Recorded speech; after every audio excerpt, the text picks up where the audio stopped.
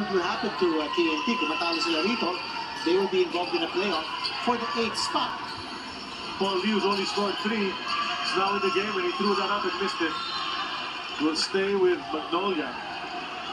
He's asking for a foul. Nothing gives.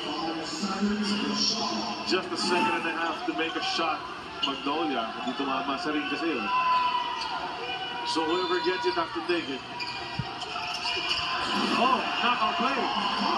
Maroka threw it up the defender from the baseline. Down to 7 is the lead. A minute and 2. What a play. What a play indeed. By Magnolia. We gotta watch that again. Ito makita natin. Off the back of Galvin Octana. That's a problem when you turn your back on the 8-pounder. You have to face the 8-pounder.